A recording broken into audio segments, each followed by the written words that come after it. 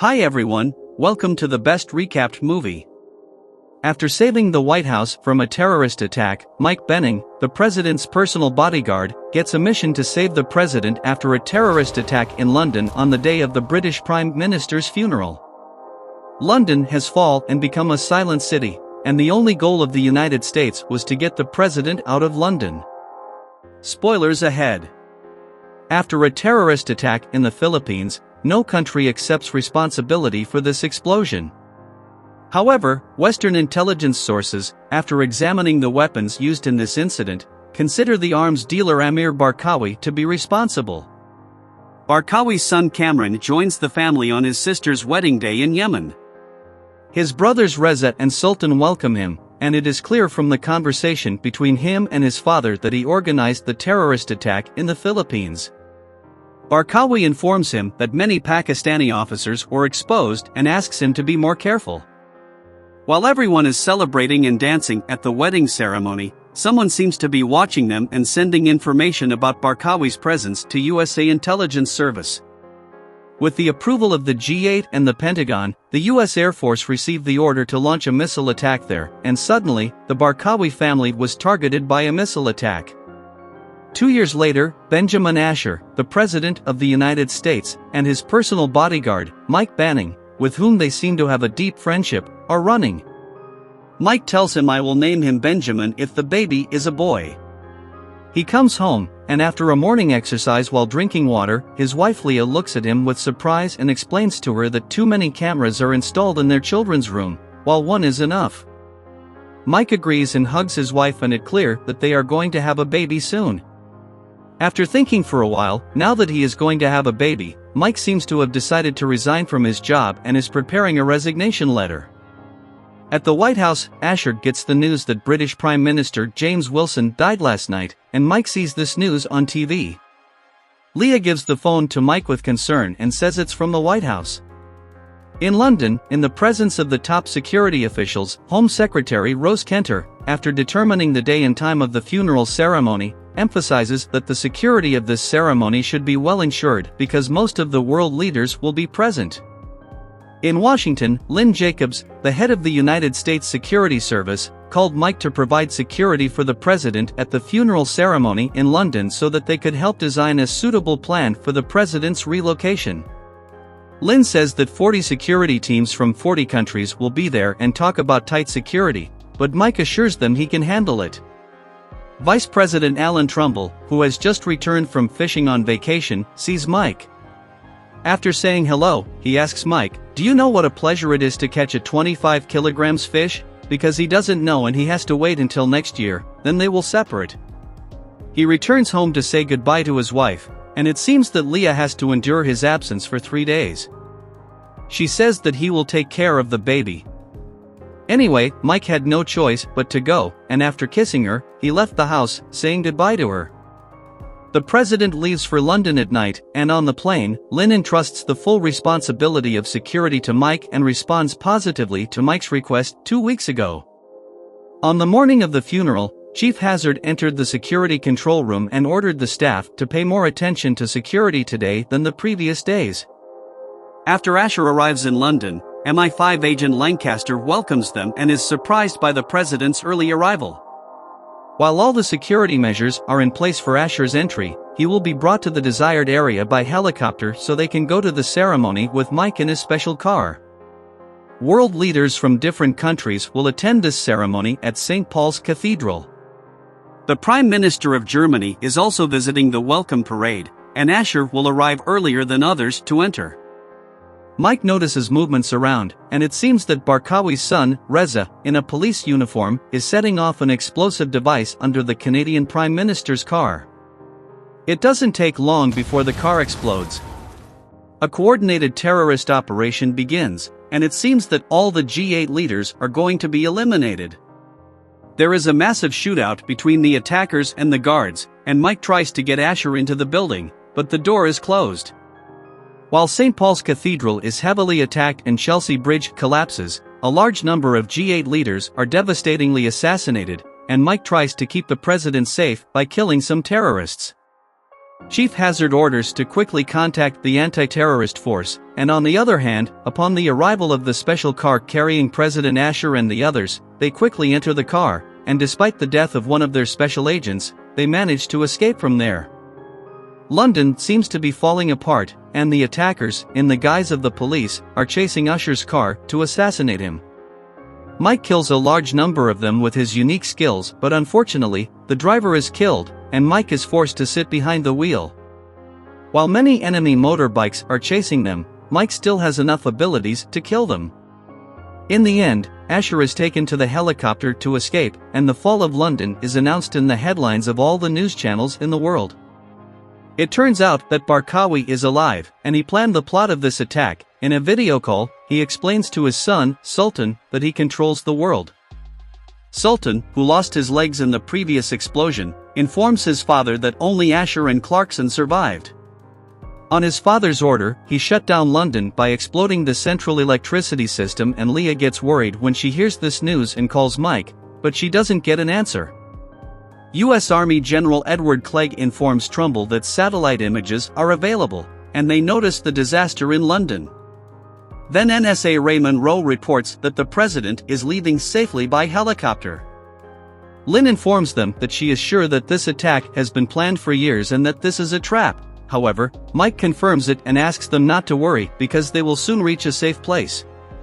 Suddenly, one of the two helicopters that were escorting the president crashed with a thermal missile. They get worried, and Mike sees the people who are shooting and asks the pilot to use the defense system against their shooting. With the continuation of the shootings, the defense rockets of both helicopters are finished, and another one of them is hit by a missile and falls with sacrifice for the president. While the next missile locks on their helicopter, Mike asks Asher to be ready for the missile to hit, and immediately after the impact, he activates the helicopter's airbag, and the helicopter crashes. This fall shocked the officials in the White House. Fortunately, Mike and Asher survive, but Lynn is badly injured. Mike realizes that she will die soon, so he explains to Asher that it is useless to help and that he should leave the helicopter. While Lynn is getting closer to death every moment, she asks Mike to stay alive so that he can see his baby and also take revenge on the scumbags. Mike promises him and goes out to call his colleague. Still, the communication system is lost, and since some motorcycle riders are approaching them at high speed, he asks Asher to run away as soon as possible. By sending a video post, Barkawi warns Trumbull that this attack was the result and revenge of the attack that harmed his family 2 years ago, and also announces that they are going to bring the war to America.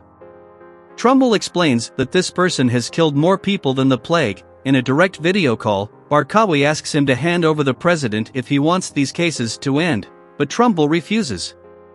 After this call, he says we must find their location before they can find the president.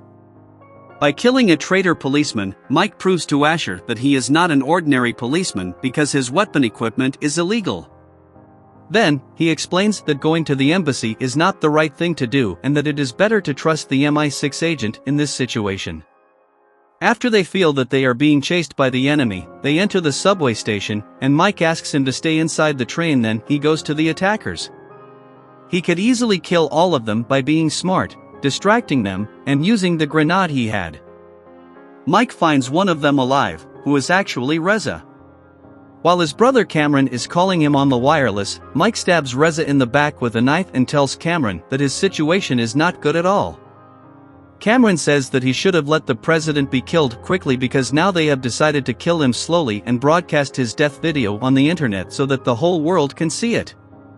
With these words, Mike tortures Reza so that his brother can hear his moans more clearly. In the White House, the officials are sure they even infiltrated the police when such an incident happened. After that, through a satellite image in which Mike showed the number 6, they discovered that he would take the president to an MI6 agent. Trumbull is surprised and admires his intelligence. The president and Mike try to escape from the tunnel towards the destination, and after running, they rest. Asher asks Mike if they will reach a time when his death will be published on the internet by suffering. He prefers that Mike finish him with a bullet and inform him that this is an order. Hazard in Lancaster informed them in a video call with the White House that the Prime Minister did not die of natural causes. After the autopsy, they found out that he was poisoned and killed by poison in the drink. Next, the Army General in London explains that since the enemy has infiltrated the police, it is not easy to identify the traitors. They should go to war with the invaders, but Trumbull and Hazard oppose urban warfare. Hazard insists that if necessary, they will look for them from house to house to find them and kill them. After Mike and Asher get out of the tunnel, Mike takes him to the house of a British MI6 agent named Jacqueline and explains to Asher that he is one of the best of MI6. Shortly after, Jacqueline receives a voicemail from Trumbull. He explains that a secret Delta team has been sent to London to take them to the embassy and remove them from there by a military convoy. After this, Jacqueline reveals that all these attacks are under the supervision of Barkawi. Asher explains that he is an arms dealer and that 2 years ago, with the coordination of the G8 members of the United States, he attacked there with a drone operation. Still, he survived, and they did not know that his family was there. He has come to take revenge. However, Mike insists that he must be using an infiltrator. They don't know who he is because they even had access to the CCTV camera network. After that, when they drink water from thirst, Asher advises Mike about having a child. He says, never criticize your child, instead, always encourage him and work on him.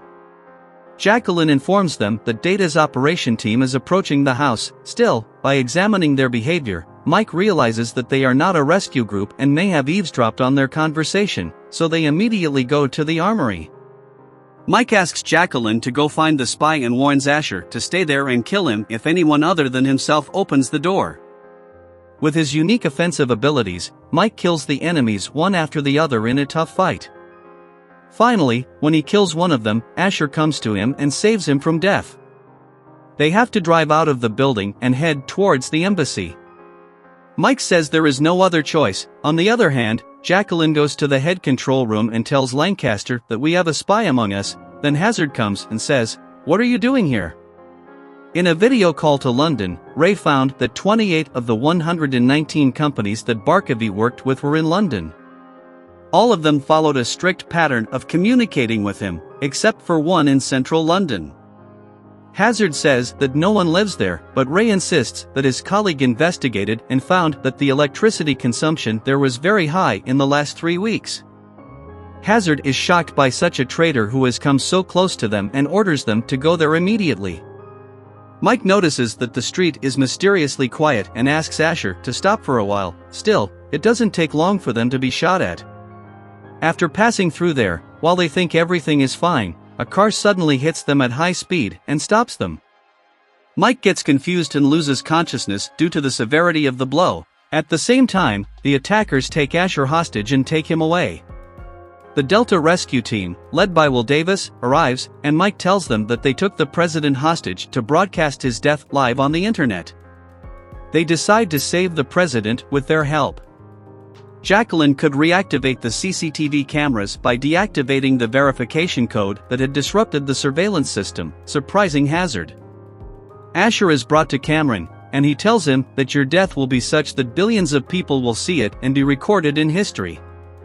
He punches him hard in the face. Hazard warns Mike to wait until reinforcements arrive because there are more than 100 terrorists there, but Mike refuses and says it might be too late. With the help of Davis and his team, they advance to the place where Asher was taken hostage. After they kill some of them, Mike says that he has a plan and asks him to distract the attackers after targeting the generator so that he can infiltrate the building. The building's power is cut off by targeting the generator, and Cameron tells his brother Sultan to use emergency power. By showing the map of the building, Mike tells Davis his plan for the president's exit and asks him to press the switch as soon as he requests it. Mike enters the building and plants a bomb on the gas pipes, then kills several of them. On the other hand, Cameron, who is very angry because of the power cut and hears the sound of gunfire outside, beats Asher. The emergency power is connected, and the terrorists mistakenly shoot themselves by giving Mike a blank. Mike still manages to kill some of them. Before his death, Asher swears in a live video communication as his last words to fulfill the responsibility of the President of the United States honestly and to protect the Constitution of the United States as much as he can when suddenly Cameron punches him. He is going to use a sword to kill Asher, but as soon as he wants to kill him, Mike comes in and stops him. He kills Cameron's bodyguards and even Sultan with gunshots. After disarming Cameron, he punches him with his strong fists. He tells him about the power of the United States against his enemies. Still, when he tries to suffocate him, the Sultan appears alive. He throws a grenade on the ground. After the explosion, Cameron runs away, and they go to escape from the building. Still, a large number of terrorists prevent them, and after they run out of bullets, there is no way to escape, so he asks Davis to blow it up.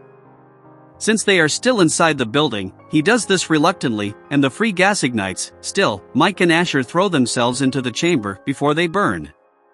Cameron gets stuck into the flames and is killed, and then a huge explosion destroys the building. Davis and his team search the place. Fortunately, it seems that Mike and Asher were saved, and the White House in London, with this the news is happy. Davis takes the president and Mike out and praises Mike's effort. On the other hand, Jacqueline realizes that the spy is none other than Lancaster, who is trying to escape from the building, and it turns out that she found Lancaster on his car's GPS. Lancaster says he did it for the money and asks Jacqueline to join him. However, Jacqueline asks him to surrender and Lancaster insists on taking the gun and she is forced to kill him.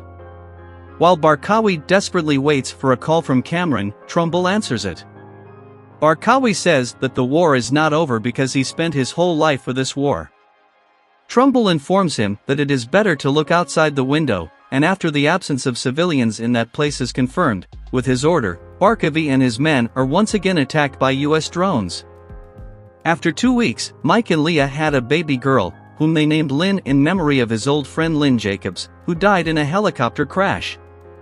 At the movie's end, Mike has decided to resign. Still, at the same time, Trumbull's speech is being broadcast on TV, saying that bigger disasters may happen if we don't do anything. After hearing his words, Mike changed his decision and deleted his resignation letter. Don't forget to like the video and subscribe to our channel.